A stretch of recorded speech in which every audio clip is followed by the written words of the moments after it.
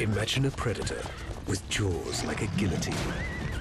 Pound for pound, this is one scary animal. Hyaenodon wreaked havoc across the plains of North America for over 10 million years. Let's say it grabbed my arm.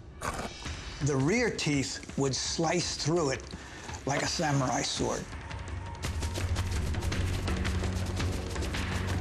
But this carnivore wasn't the only predator dominating the landscape.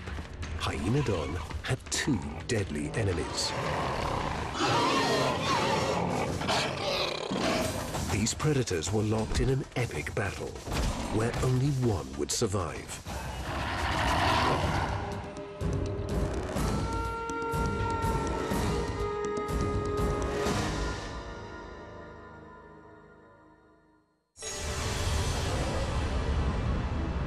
"32 million years ago, as the Oligocene epoch began, the environment of planet Earth was very different from today. Warmer temperatures meant no polar ice caps. So a place like Antarctica was a lush pine forest. But then, the climate began to change. North American temperatures dropped.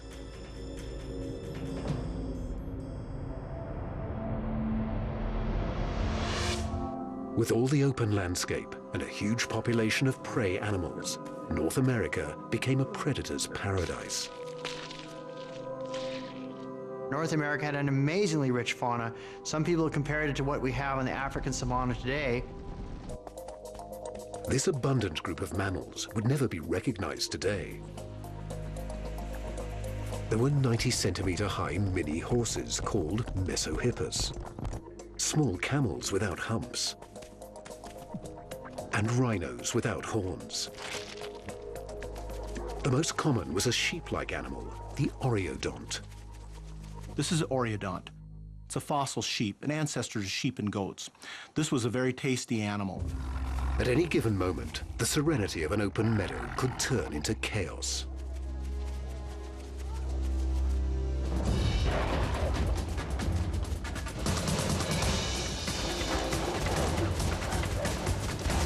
The architect of this mayhem was the top predator of its time, Hyaenodon.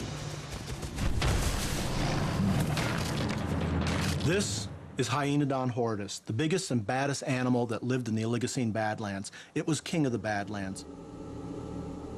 This creature had a massive head, perched on a stout body. It was much larger than most of the animals it hunted.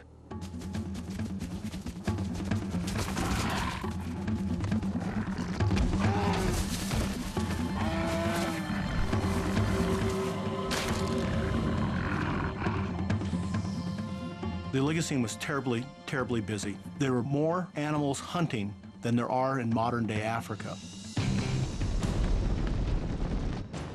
Hyaenodon's competition included a saber-toothed cat called Dinictus.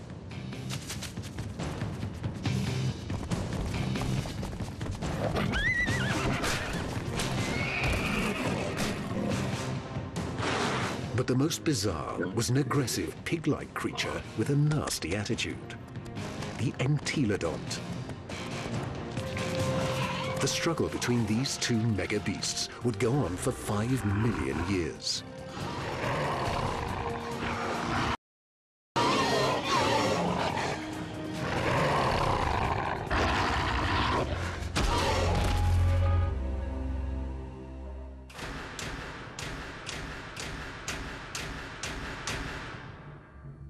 Paleontologists marvel at Hyaenodon's amazing characteristics. But this creature is a mystery. It is a difficult mammal to study because few fossils have ever been found. There is only one complete skeleton on the entire planet, at the American Museum of Natural History in New York City. Only when you have a fully mounted one like this do you have an idea of what this thing really looked like. Dr. Jim Millett is a world-renowned expert on Hyaenodon. He has been studying the beast for over 30 years. It packed an enormous amount of power into its jaw muscles. Once it caught up with something, the guillotine-like teeth would make short work of any prey.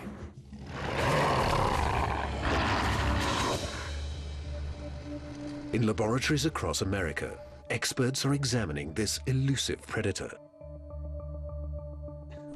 Fossils are rare, but finding a top-end carnivore is even more difficult. Carnivores are very, very rare because there are very few of them living at any one time. With very little fossil evidence, scientists have to piece this puzzle together, literally one bone at a time.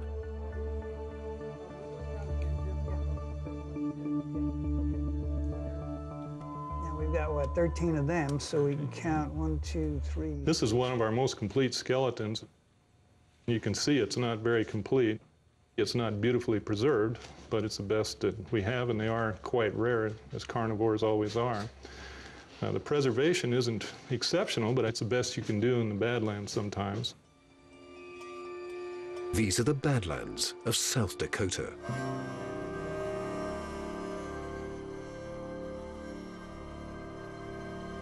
Here, the volcanic soil contains a goldmine of fossil evidence because of the dense population of prehistoric animals that once lived in this area. These dry river and lake beds reveal extreme events of nature where a flash flood might have surprised and killed thousands of animals. A layer of mud then preserved their bones for millions of years.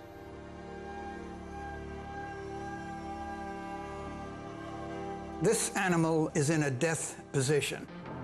It died in place, and sediments covered it. Chemicals in the groundwater impregnated the bone and made the bone harder and more durable, so it was able to last 30 million years, say.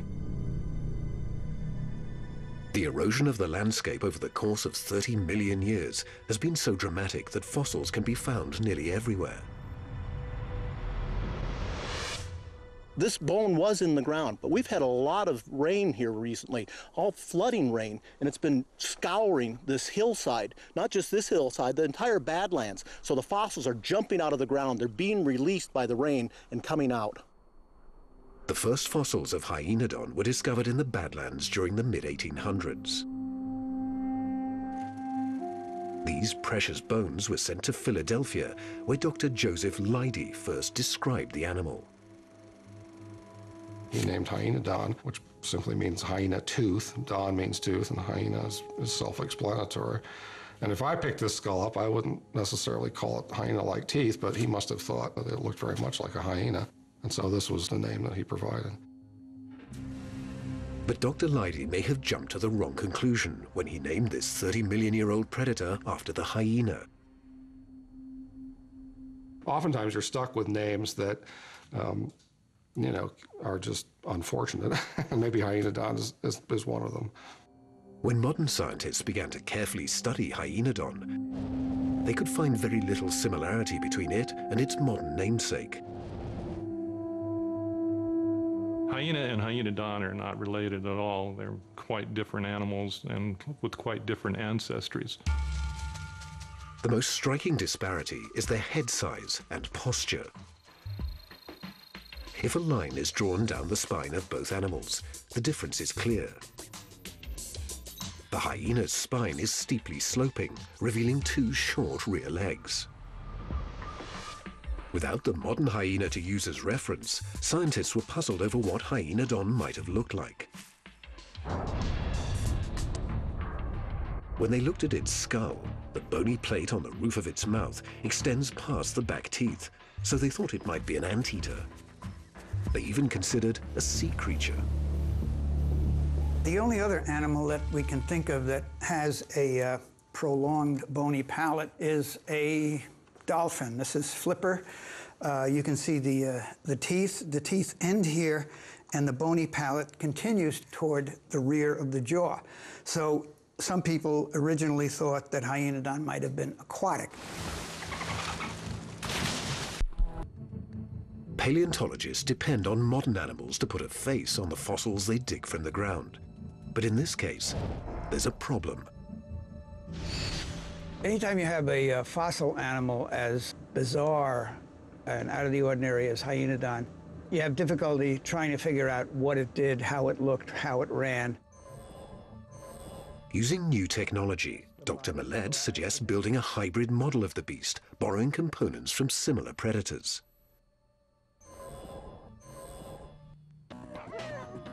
They start with the wolf, an animal with the same stance and dog-like behaviors as the Hyaenodon. Take the skull from a Hyaenodon and take the head off the wolf.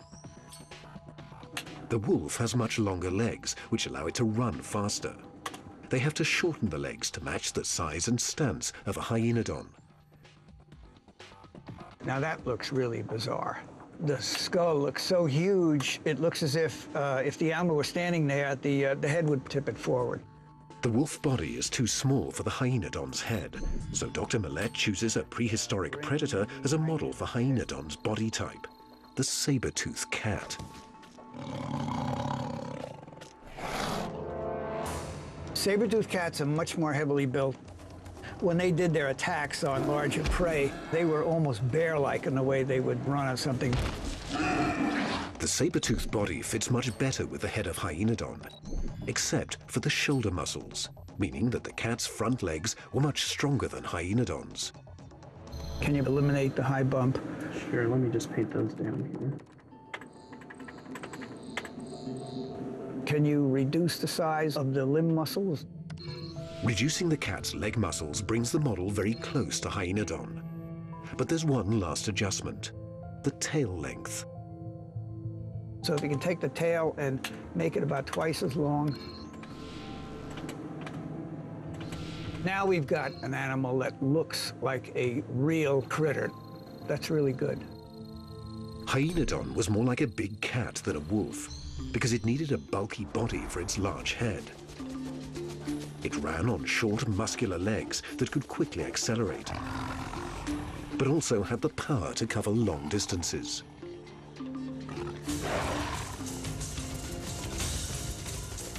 The question is, how did all these parts work together to make this creature one of the fiercest predators of its time? The massive head of Hyaenodon is an exquisite killing machine. The unique design of this creature's teeth and jaws make it one of the most dangerous predators ever to walk the earth. Let's say I got caught out in the open and it grabbed my arm. And the first bite would crush both bones in my arm. And as the bite continued, the rear teeth would slice through it like a samurai sword. This is Hyaenodon horridus. This is a large horridus. This is 15 inches of ferocious terror. This is one of the largest skulls of Hyaenodon horridus known. Big, big skull. Big teeth, teeth the size of a grizzly bear. Behind 4 large, deadly canines was a mouth full of razor-sharp teeth. The way this thing attacked prey would be visualizing, let's say, a pit bull with a guillotine in its mouth. The beast had a set of 8 slicing teeth, 4 on each side of the jaw. As long as you've got a really sharp cutting edge, you can chop that food up into small pieces. The smaller the pieces are chopped up, the more quickly it can be digested, the more quickly it's made available to the animal. Hyaenodon's jaw had an advantage that no other mammal has ever had. Its teeth stayed in perfect alignment for the life of the beast.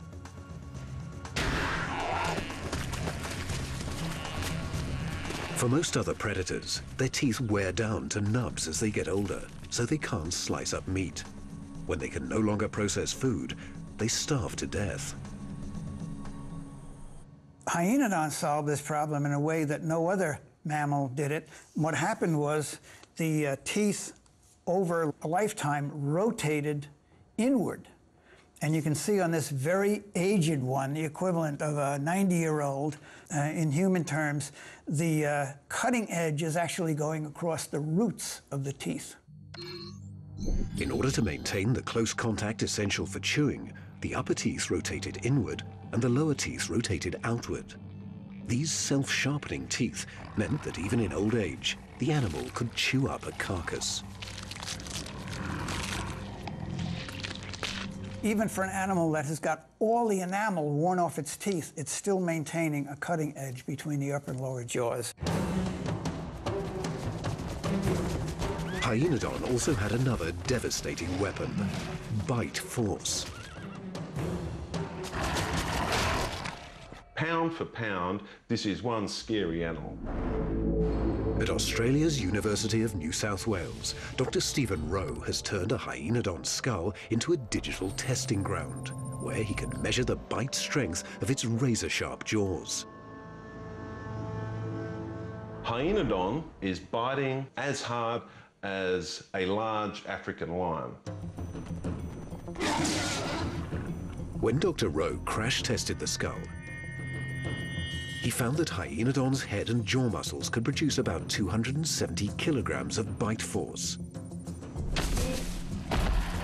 Hyaenodon's jaws were even more deadly near the back of its mouth, because the bite force of its meat-slicing teeth was 3 times greater than that of its front canine teeth.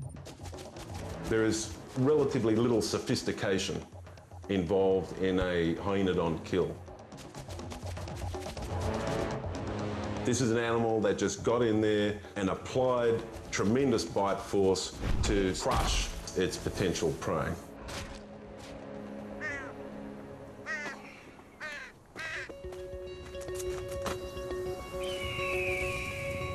Paleontologists like Jaff Boyce have spent years searching the Badlands, sifting for evidence of predation from the Oligocene epoch. I found this a few days ago, and it was kind of wet out here, and it was too fragile to rescue at that time, but I'm going to try to get it uncovered here. Boyce has found evidence of a ferocious Hyaenodon attack in a place most people would never look: animal feces, also known as coprolites. All these are coprolites, fossilized feces. And these coprolites are from carnivores. We know they're from carnivores because they're high in calcium. Inside the coprolites, Boyce found remnants of a horse skull that had been crushed, digested, and then discharged. Most predators would never bite into the skull of a prey animal because they might break their teeth. There's very little meat on a skull, so you leave the skulls alone. There was only one animal that had strong enough jaws, strong enough teeth, strong enough desire in its ferociousness to eat a skull, and that's Hyaenodon. The smoking gun was the 30-million-year-old front incisor tooth that was still completely intact. You can see how the teeth are the same shape. Probably the reason that this is in the coprolite is the Hyaenodon grabbed the horse, crushed its nostril, crushed the front of its face in order to kill it, and then swallowed what he had in his mouth. Hyaenodon's mouth opened wide enough to fit around a prey animal's skull, so it could crush it in one bite. Years of field research have helped establish the sheer strength of Hyaenodon, but its intelligence is less well understood. Such a huge head could indicate Hyaenodon had plenty of space for a large brain. Now, with CAT scan technology, Dr. Larry Whitmer can look inside the skull of Hyaenodon and gain an extraordinary view of this animal as if it was still alive. But after 30 million years, the skull has fossilized into rock, making it difficult to distinguish the true size and shape of the brain cavity.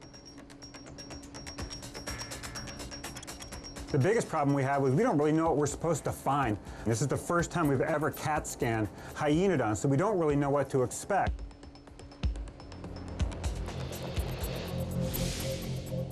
Dr. Whitmer discovers that most of Hyaenodon's skull was filled with jaw muscles, leaving very little space for its brain. But he also finds amazing bioengineering that allowed the animal to get maximum efficiency out of these muscles. When the animal was actually chewing and attacking and biting and potentially clamping down on prey, it would have had a problem with those large jaw muscles closing down the airway.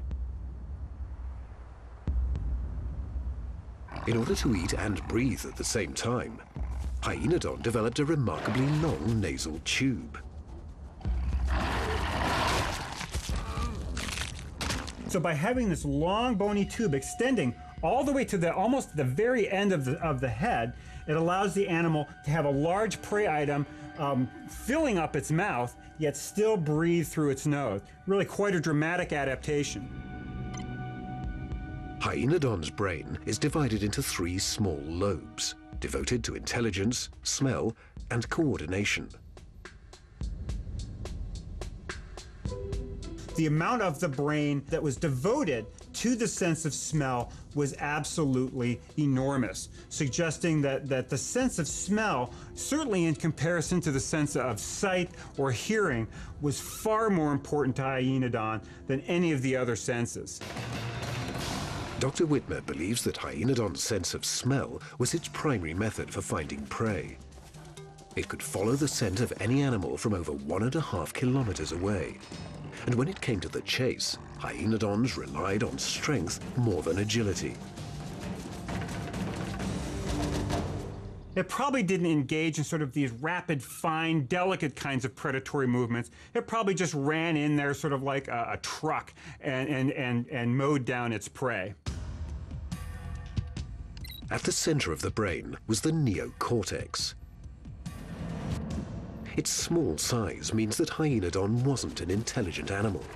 But this wasn't a disadvantage, because 30 million years ago, no animal had the higher intelligence of modern predators and prey. Hyaenodon really viewed its environment, fairly coarsely. It couldn't really respond in sophisticated ways to wrinkles in its environment. It probably could be relatively easily fooled or bluffed. This was an animal that was driven more by instinct rather than by thought. Hyaenodon's limited intelligence also meant it probably didn't hunt in packs. It probably didn't have the brain power for the kind of cooperative hunting that we see in a lot of dog-like animals today, like wolves, that actually work as a team and sort of nip at their prey. Hyaenodon's unique bioengineering gave it the tools to become a top predator. Still, it needed a diverse skill set to hunt down the many different kinds of prey animals in the wide-open grasslands of North America. If it didn't develop those skills, it was doomed.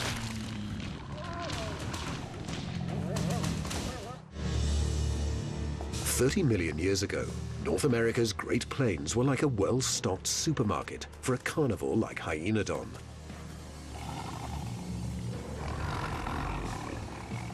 But the landscape was changing into more open country, so an ambush predator like Hyaenodon had to adapt to a different hunting strategy.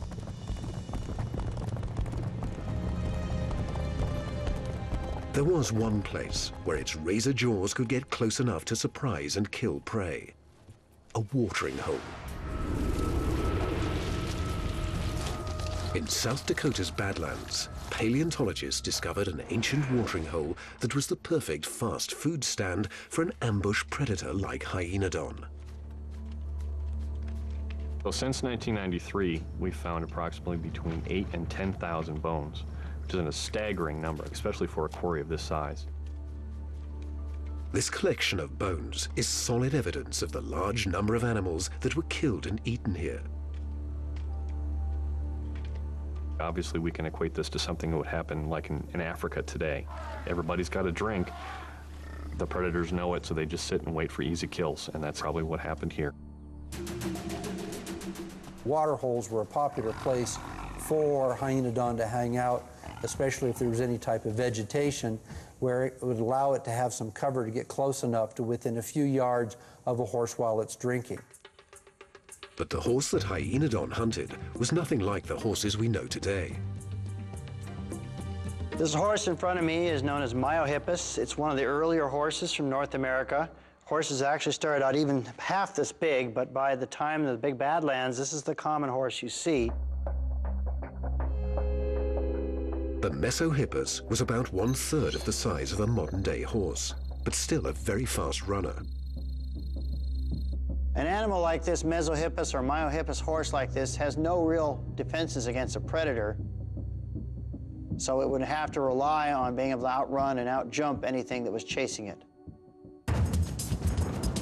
One of the biggest challenges Hyaenodon would have had would have been a race against horses if it was trying to chase down, run down that prey and catch it. Many experts believe that Hyaenodon's short-legged body wasn't fast enough to catch a Mesohippus, unless it could ambush the fleet-footed horse. Dr. Jim Millett disagrees with this theory. He's designed a demonstration to test the speed of a short-legged pit bull, a modern animal similar in build to the Hyaenodon. The only way we can collect data is from modern animals, and then we draw inferences about what the fossil forms were capable of doing. The physics don't lie. If the limb dimensions are going to be the same and the musculature is approximately the same, they're going to move at about the same rate when you compare one short-limbed animal to another. The key measurement runs from the knee of the dog down to the ground. That's the part of the limb that really controls speed. Now, typically, dogs with short legs are going to run relatively slowly, but I'm willing to bet this dog makes up for it because it has powerful musculature. We have the power on. I'm going to aim it. Dr. Millett will use a radar gun and track the dog's speed. All right, radar gun is hot. Come on, Pepper! Come on, come on, come on, come on! Come on, come on, come on, come on! Come on, come on, come on, come on! Good boy! 36. We got 36 miles an hour, which is 6 miles an hour faster than a horse. I was astounded when the pit bull came up 36 miles an hour on the radar gun.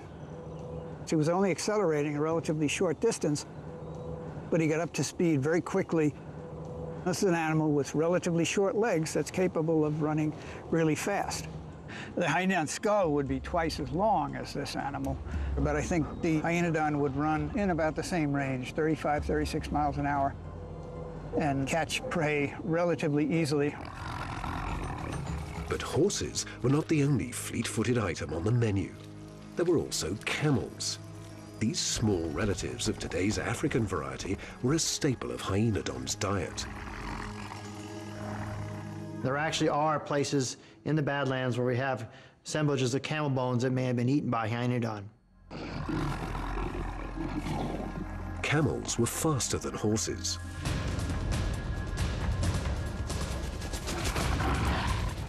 With a distinct size advantage, Hyaenodon could have used its bulk to win this race.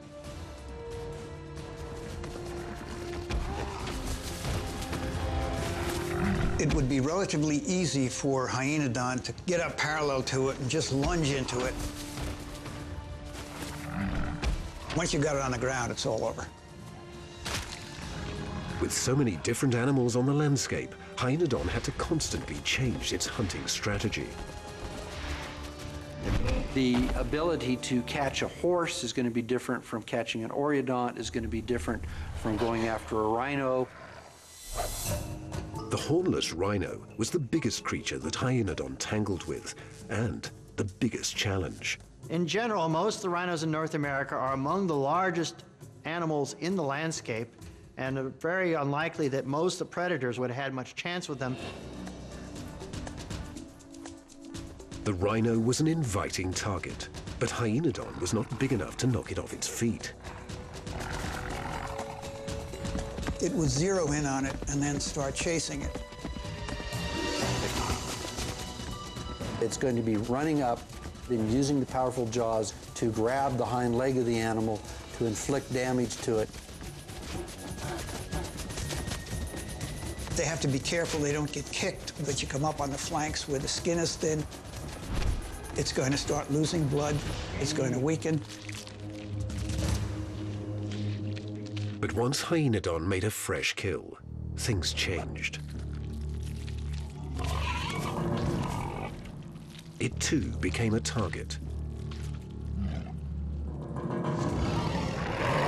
Waiting for a free meal was the fierce Entelodont, a 270-kilogram toothy beast that experts call the hell pig. If you were another animal on the landscape and you saw one of these things, I think you'd go in the opposite direction. Hyaenodon had what Entelodont wanted, and neither was willing to share. Making a kill was easy for Hyaenodon. With its exceptional hunting skills, the razor-toothed predator could capture any prey it wanted. Keeping that kill was another matter. Hyaenodon is not going to give up its carcass without a fight. It's going to want to maintain it. It put a lot of energy into getting that animal. It's not going to want to give it up. Archaeotherium was primarily a scavenger, and there is fossil evidence from the North Dakota Badlands that this fierce pig had a preference for rhino meat.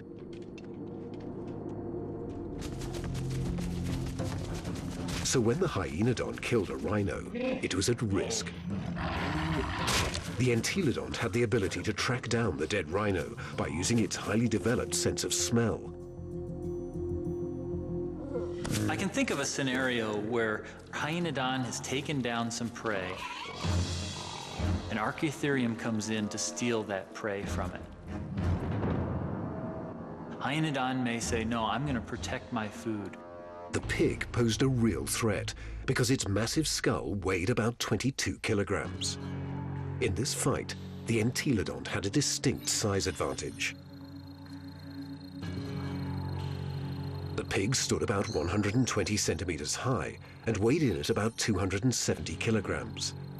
The Hyaenodon stood about 90 centimeters tall and weighed less than 70 kilograms. Although Hyaenodon was faster and had sharper teeth, the pig's jaws opened wide enough to crush its head.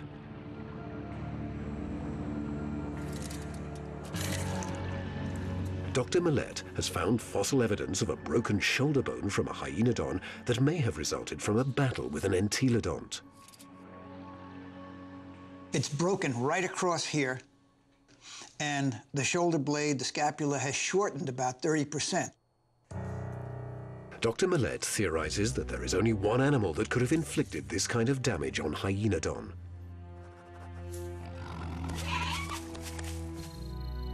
The height of the shoulder of a Hyaenodon and the skull of an Entelodont, they're both about the same level. This fossil evidence gives us a rare glimpse into what a battle between these two top predators might have been like.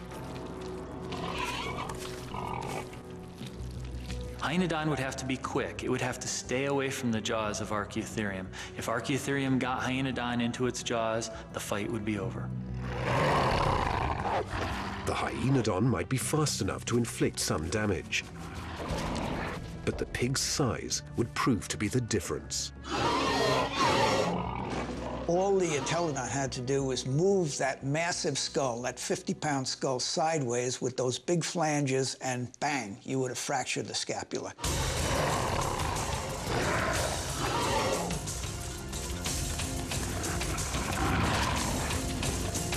In this particular fight, it looks like the Hyaenodon barely escaped with its life.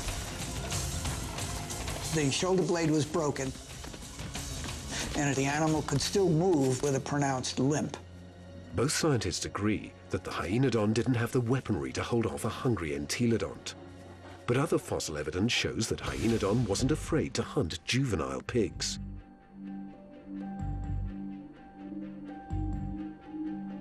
When this guy was little, a Hyaenodon grabbed it by the snout. You can see the scar here where the bone is healed. There's one on the other side, upper jaw on the front here, lower jaw on the back. Grabbed this Entelodon by the snout and shook it, but didn't kill it. Since Boyce's skull is from an adult, it means the young Entelodont survived the brutal attack. There are very few fossils that show evidence of these vicious encounters. Every time paleontologists find a bone damaged by a predator, it provides an important window into this violent world. In 2006, Dr. John Hoganson opened an investigation into the death of a Denictis, an early saber-toothed cat. The main evidence in this case was a 30-million-year-old skull. There were tooth puncture marks on the skull. We then became interested in trying to find out what animal would have been able to attack and prey on this cat. The Denictis was a dangerous predator that nobody wanted to tangle with. It had large saber teeth that could slash the throat of its prey. Whatever animal killed this cat would have probably grabbed it from the top or perhaps from underneath of the skull. Could very possibly be that this was a killing blow. There's no healing that we can see on these puncture marks. It didn't live very long after this happened. Dr. Hoganson brought the cat skull to Dr. Jim Martin at the School of Mines in Rapid City, South Dakota, so they could try and match up the teeth marks with the wide array of predators in the collection. Within a short time, 2 of the main suspects are eliminated. Here's the Hyaenodon. It's just the teeth are way too big, yeah. Let's eliminate that. Let's check this other Denictis out and see if it's intraspecific competition here. We were thinking that another cat of the same species, another Denictis, had actually killed this animal. So I was envisioning some kind of real major cat fight that took place. The cat's saber teeth don't match up with the width of the puncture wounds on the skull. With another suspect eliminated, they turn their attention to Hyaenodon. Well, these punctures really do match up with the teeth on Hyaenodon. All 3 puncture holes line up with the canine teeth of Hyaenodon. Somehow, the razor-toothed predator got the better of the cat.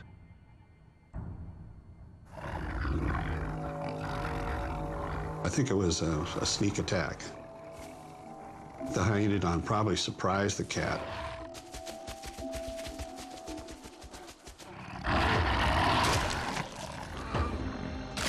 Because the cat probably would have been quicker than the Hyaenodon in many ways. The Hyaenodon would have come in and actually bit it here initially, penetrating the brain case and the eye socket as well. Devastating blow. Then it probably would have quite quickly actually moved and bit the animal again. Fossil evidence shows that the Hyaenodon was one of the top predators for more than 20 million years. But when the Miocene epoch began, about 22 million years ago, a new competitor arrived, the bear dog. These fierce hybrids, with lion-sized bodies, were about to challenge Hyaenodon for the crown of North America's top predator.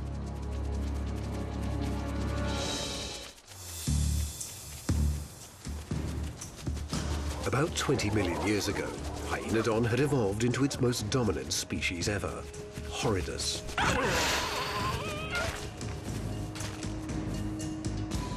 The fossil record shows that this animal was abundant in the North American landscape.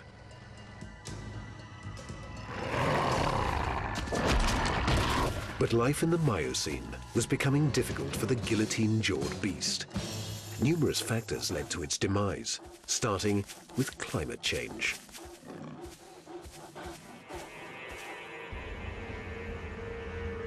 When we talk about the extinction of Hyaenodon, the world itself was changing around 20 million years ago.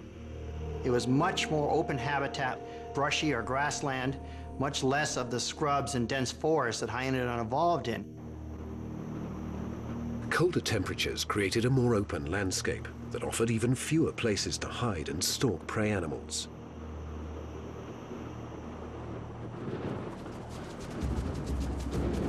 Not only was it harder to ambush, but But after millions of years of evolution, the prey animals were getting bigger and faster. By 20 million years ago, there were probably not many animals left that Hyaenodon could have caught. The camels, the horses, many of the groups of animals that had been in North America for a very long time were all becoming longer-legged and better runners and better adapted to outrunning all archaic predators like Hyaenodon. So these more advanced animals were able to run quicker than Hyaenodon without expending any more energy. And we think that that was one of the things that led to their extinction. If a predator has to exert more energy to catch a prey animal than it gets from eating the carcass, it suffers an energy loss, which decreases its ability to reproduce. If you produce fewer progeny one generation after another, you're going to become extinct. Another environmental factor was the transformation of the landscape into grasslands. This had a huge impact on Oreodons, one of Hyaenodon's main sources of food. The Oreodont could not eat grass. If they started feeding on grass, their teeth would wear down. They would starve to death. The world around it was changing drastically, yet Hyaenodon didn't have the mental capacity to adapt. The one real challenging thing that we see with Hyaenodon is this part up here, the neocortex. They're so small in Hyaenodon that we would suggest that Hyaenodon was pretty much driven by instinct and stereotype behaviors. Many of the prey animals were rapidly evolving larger brains, while the Hyaenodon's brain stopped growing. As time progressed, it fell behind the intelligence curve. It's very possible that Hyaenodon, given its smaller brain size, did not have the mental capability of adjusting to changing behavior of the animals that were now running away from it, were recognizing it as a predator. The disappearance of much of its prey was bad enough, but 4,800 kilometers north of the Great Plains, an even bigger threat was reshaping Hyaenodon's world.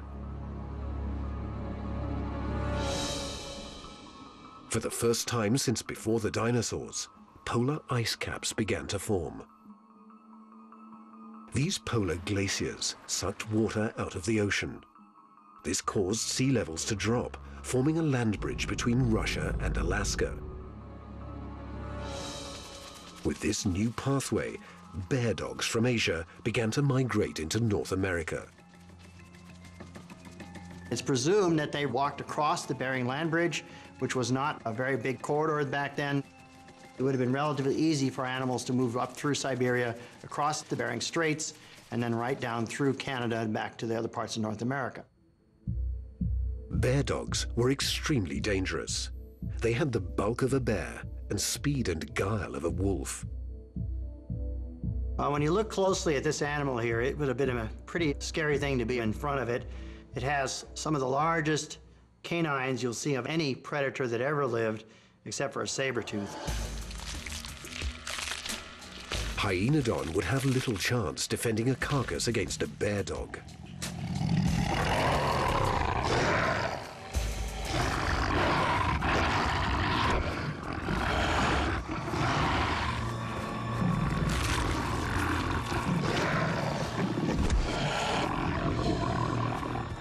When you look at a large Hyaenodon like this one here, it is nowhere near as big as the biggest of these bear dogs. This big bear dog here is almost certainly capable of beating any Hyaenodon in a head-to-head battle. When it came to hunting, bear dogs quickly established their dominance. It's a much more sophisticated animal than any Hyaenodon, plus the fact that of a large size like this and a long stride length, this animal could have certainly covered ground a lot faster than the Hyaenodon. This animal was able to kill just about everything that lived in its time. Bear dogs were killing an abundance of prey, taking the food right out of Hyaenodon's mouth. The best Hyaenodon could hope for was to scavenge a few scraps after the bear dogs had finished eating. and this wouldn't have sustained its existence. We have something called the competitive exclusion principle, and it says that two species can't occupy the same ecologic niche at the same time. It's like having two McDonald's right next to one another on a street. They're only going to be drawing from the same customer base, and either they're going to have to merge or go out of business. As the bear dog population increased, it was the final nail in Hyaenodon's coffin. Hyaenodons went extinct right about the time these huge bear dogs appeared, so I think it's reasonable that these large, modernized, very fast, very effective predators drove Hyaenodons to extinction. In essence, Hyaenodon became obsolete. It outlived its own usefulness and was replaced by bigger, faster, and smarter carnivores, such as wolves and cats. Most species of mammal don't last more than 5 million years. The Hyaenodon was able to survive for over 10 million years. This amazing beast was able to thrive and dominate using jaw power. The reason it ruled is these jaws. Hyaenodon horridus had the strongest jaws of the animals of this time. Pound for pound, this animal has amazing bite force. Hyaenodon is biting much harder than anything that's alive today. Hyaenodon created a reign of terror by just using its head. It dominated with this one lethal weapon that could dispatch a prey animal within seconds. Its powerful, razor-sharp bite left a mark in history that will never be matched.